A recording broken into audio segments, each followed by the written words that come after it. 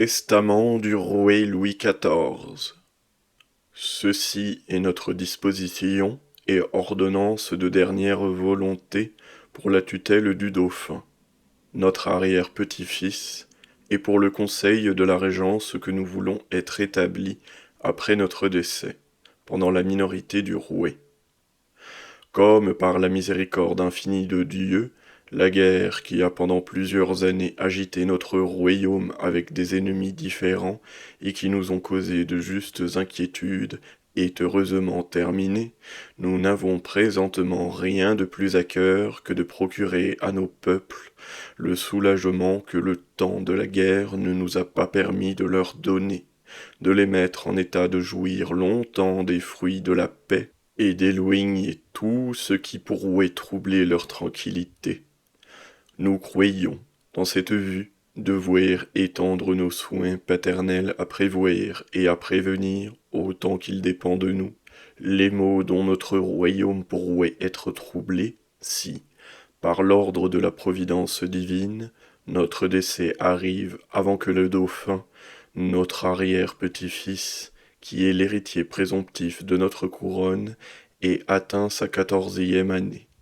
qui est l'âge de sa majorité. C'est ce qui nous engage à pourvoir à sa tutelle, à l'éducation de sa personne,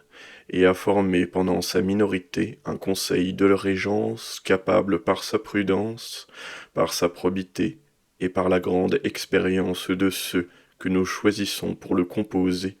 de conserver le bon ordre dans le gouvernement de l'État, et de maintenir nos sujets dans l'obéissance qu'ils doivent au roi mineur. Ce conseil de régence sera composé du duc d'Orléans, chef du conseil, du duc de Bourbon, quand il aura 24 ans accomplis, du duc du Maine, du comte de Toulouse, du chancelier de France, du chef du conseil royal, des maréchaux de Villeroy,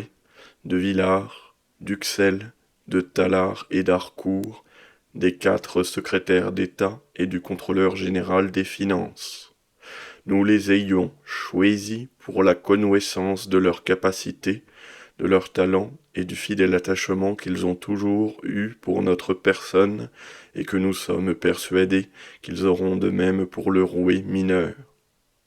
Voulons que la personne du roi mineur soit sous la tutelle et sous la garde du conseil de la régence. Mais comme il est nécessaire que sous l'autorité de ce conseil, quelques personnes d'un mérite universellement reconnu et distinguées par son rang soient particulièrement chargées de veiller à la sûreté,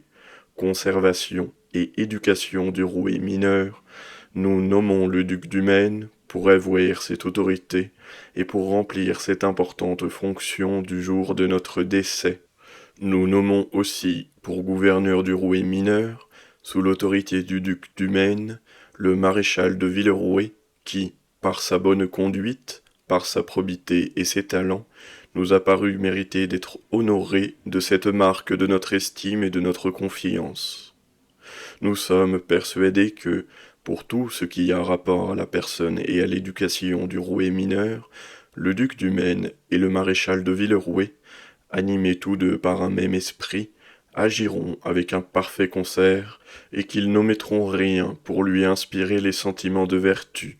de religion et de grandeur d'âme que nous souhaitons qu'il conserve toute sa vie. Voulons que tous les officiers de la garde et de la maison du roi soient tenus de reconnaître le duc du Maine et de lui obéir en ce qu'il ordonnera pour le fait de leur charge qui aura rapport à la personne du roi mineur, à sa garde et à sa sûreté.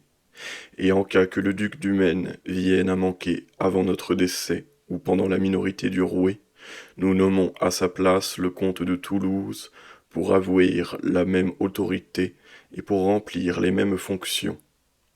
Pareillement, si le maréchal de Villeroy décède avant nous ou pendant la minorité du roi, nous nommons à sa place le maréchal d'Harcourt. Voulons que toutes les affaires qui doivent être décidées par l'autorité du roi, sans aucune exception ni réserve, soient concernant la guerre ou la paix, la disposition ou l'administration des finances, soit qu'il s'agisse du choix des personnes qui doivent remplir les archevêchés, les évêchés, les abbayes et autres bénéfices dont la nomination doit appartenir aux roués mineurs, la nomination aux charges de la couronne, aux charges du secrétaire d'État, à celle de contrôleur général des finances et à toutes celles des officiers, tant des troupes de terre que des officiers de marine et des galères, aux offices de judicature, tant des cours souveraines ou supérieures que des autres, à celles des finances, aux charges de gouverneurs, de lieutenants généraux pour le rouet dans les provinces, à celles des états-majors des places fortes tant des frontières que du dedans du royaume, aux charges de la maison du rouet, sans distinction de grandes ou de petites, qui sont à la nomination du rouet, et généralement pour toutes les charges, commissions et emplois auxquels le rouet doit nommer, soit proposé et délibéré au conseil de la régence, et que les résolutions y soient prises à la pluralité des suffrages, sans que le duc d'Orléans, chef du conseil, puisse seul et par son autorité particulière rien déterminer, statuer, ordonner et faire expédier aucun ordre au nom du rouet mineur, autrement que suivant l'avis du conseil de la régence. S'il arrive qu'il y ait dans quelques affaires diversité de sentiments dans le conseil de la régence, ceux qui y assisteront seront obligés de se réunir à deux avis, et celui du plus grand nombre prévaudra toujours. Mais s'il se trouve qu'il y ait dans les deux avis un nombre égal de suffrages, en ce cas seulement l'avis du duc d'Orléans, comme chef du conseil, prévaudra.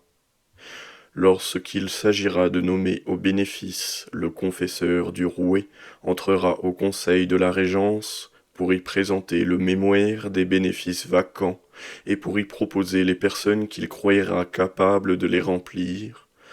Seront aussi admis au même conseil extraordinairement, lorsqu'il s'agira de la nomination au bénéfice, deux archevêques ou évêques de ceux qui se trouveront à la cour et qui seront avertis par l'ordre du conseil de régence pour s'y trouver et donner leur avis sur le choix des sujets qui seront proposés.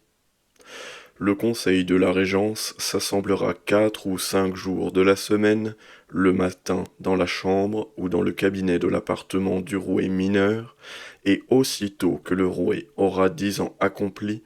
il pourra assister, quand il le voudra, non pour y ordonner et décider, mais pour entendre et pour y prendre les premières connaissances des affaires.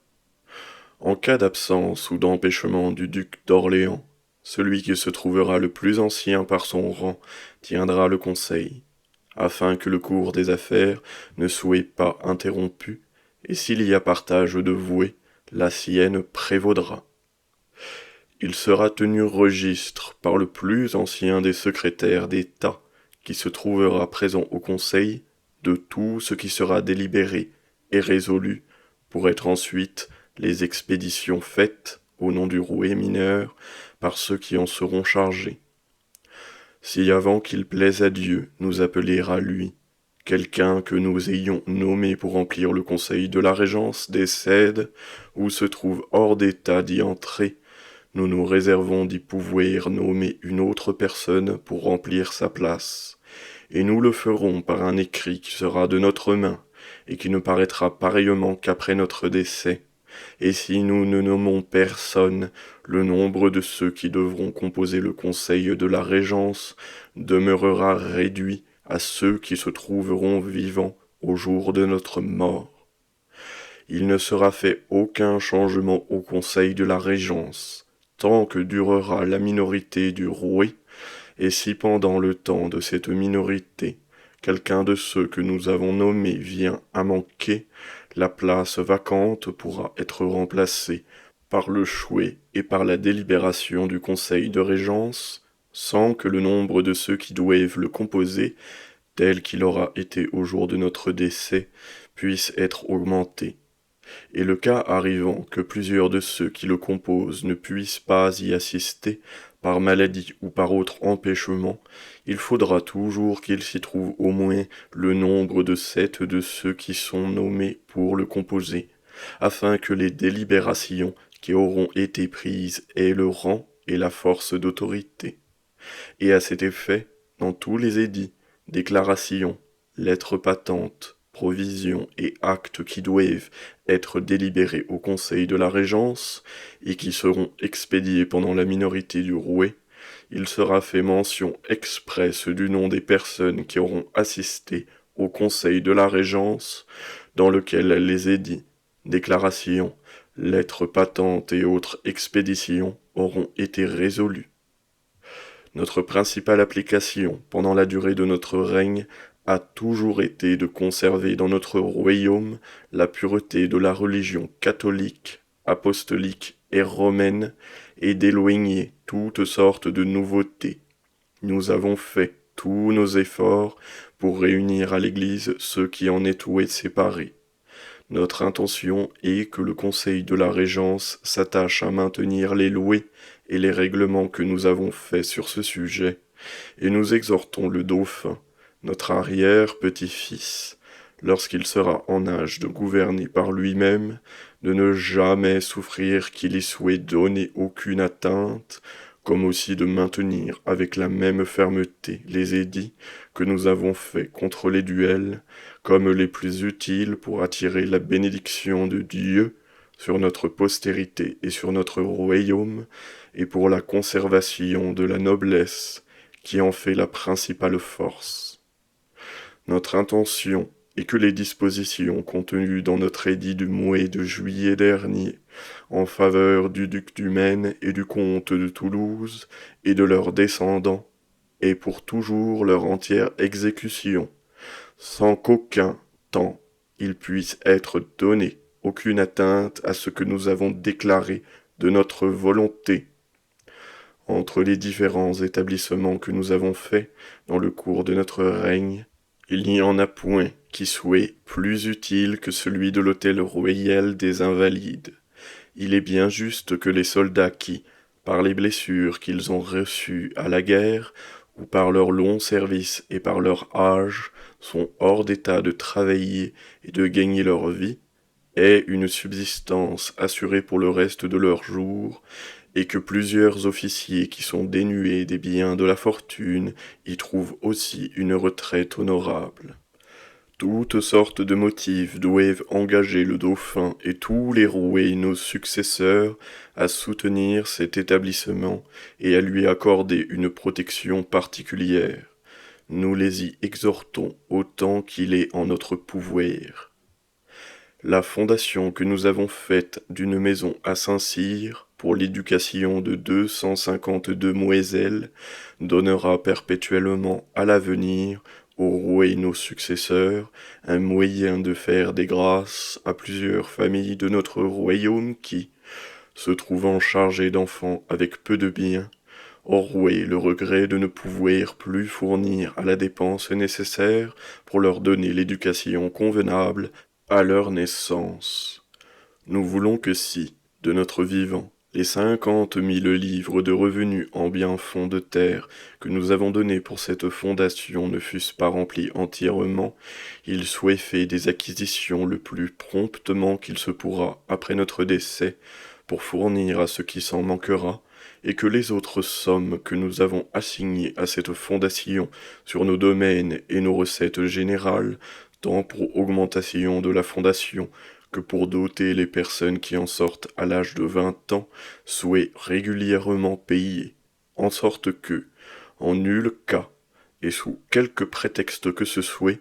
notre fondation ne puisse être diminuée, et qu'il ne soit donné aucune atteinte à l'union qui y a été faite de la mense abbatiale de Saint-Denis, comme aussi qu'il ne soit rien changé au règlement que nous avons jugé à propos de faire pour le gouvernement de la maison, et pour la qualité des preuves qui doivent être faites par les demoiselles qui obtiennent des places dans la maison. Nous n'avons d'autre vue dans toutes les dispositions de notre présent testament que le bien de notre État et de nos sujets. Nous prions Dieu qu'il bénisse notre postérité et qu'il nous fasse la grâce de faire un bon usage du reste de notre vie pour effacer nos péchés et pour obtenir sa miséricorde. Signé Louis, fait à Marly le 2e août 1714. Premier codicille du Rouet du 1er avril 1715.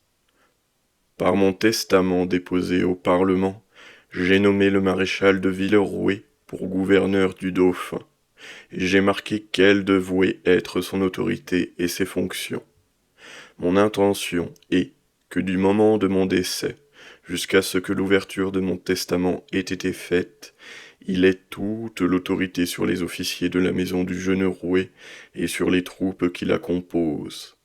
Il ordonnera aux dites troupes, aussitôt après ma mort, de se rendre au lieu où sera le jeune Rouet, pour le mener à Vincennes, l'air y étant très bon. Le jeune Rouet, allant à Vincennes, passera par Paris et ira au Parlement pour y être fait l'ouverture de mon testament en présence des princes, pairs et autres qui ont doué ou qui voudront y assister. Dans la marche et pour la séance du jeune Rouet au Parlement, le maréchal de Villerouet donnera tous les ordres pour que les gardes du corps, les gardes françaises et suisses prennent les postes dans les rues et au palais, que l'on a accoutumé de prendre lorsque les Rouets vont au Parlement, en sorte que tout se fasse avec la sûreté et la dignité convenables. Après que mon testament aura été ouvert et lu, le maréchal de Villerouet mènera le jeune Rouet avec sa maison à Vincennes, où il demeurera tant que le conseil de régence le jugera à propos. Le maréchal de Villerouet aura le titre de gouverneur, suivant ce qui est porté par mon testament, aura l'œil sur la conduite du jeune Rouet, quoiqu'il n'ait pas encore 7 ans, jusqu'auquel âge de 7 ans accompli, la duchesse de Ventadour demeurera, ainsi qu'il est accoutumé, gouvernante et chargée des mêmes soins qu'elle a pris jusqu'à présent. Second codicille. Je nomme pour sous-gouverneur Sommery, qui l'a déjà été du Dauphin, mon petit-fils, et Joffreville, lieutenant général de mes armées. Au surplus, je confirme tout ce qui est dans mon testament, que je veux être exécuté en tout ce qu'il contient. Troisième codicille, je nomme pour précepteur du Dauphin le sieur de Fleury, ancien évêque de Fréjus, et pour confesseur le père Letellier. Ce 23 août 1715.